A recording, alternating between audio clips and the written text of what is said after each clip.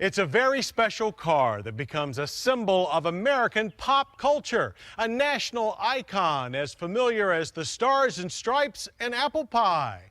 And now, 4 decades since the original pony car debuted, it's only fitting that we send die-hard Ford Mustang fanatic Craig Singhas to celebrate its 40th anniversary. 2004 marks Mustang's 40th anniversary. In celebration, Mustang lovers from all over the world gathered this spring at Tennessee's Nashville Superspeedway to pay homage to their favorite four-wheeled horse. Sponsored by the Mustang Club of America, this birthday party was a 4-day love fest. And why not?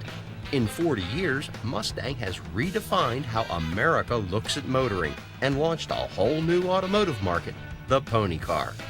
This is where it all began. This is the very first production Mustang, and what a legacy it has created.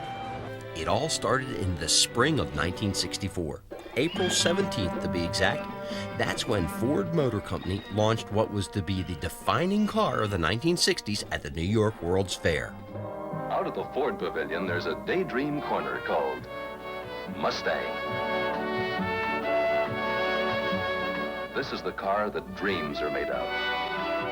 Now, one of the guys who helped dream the Mustang up in the first place is Donald Fry. He was the first generation Mustang's senior product planning manager, and Mustang was his baby. The company was against them, the bulk of the senior officers of the company was against the Mustang, because they'd just written off the last of the Edsel and they didn't want the risk of another new car. Well, if you lose out a risk, you take, that doesn't rule out risk. You have to take risks again and get it right. And we did.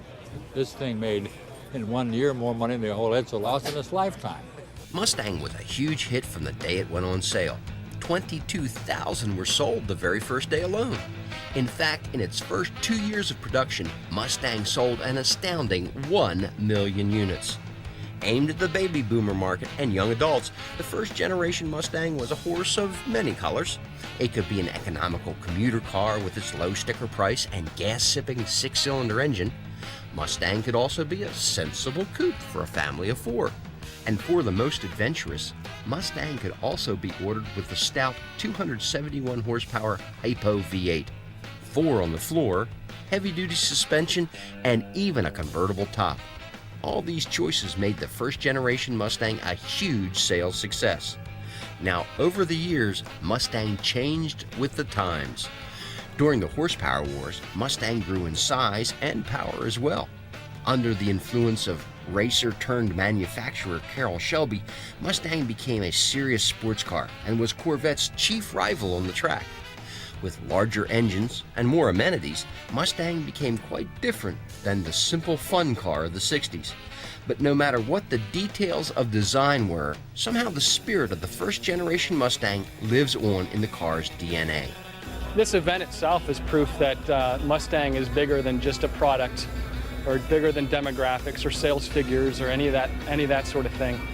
Mustang is actually, it's an icon, it's an American icon.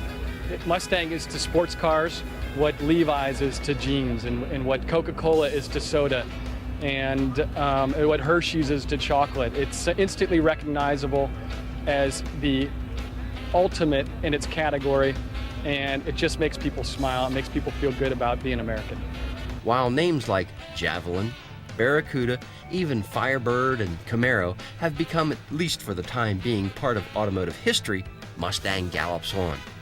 Crowds gathered around the new 2005 Mustang seem to recapture the excitement of the first generation car. It's the best of both worlds, according to many of the Mustang faithful. A new Mustang that harkens back to the best of the stallions in the corral. And if the past is any indication of the future, then the automotive public is ready for another Mustang stampede.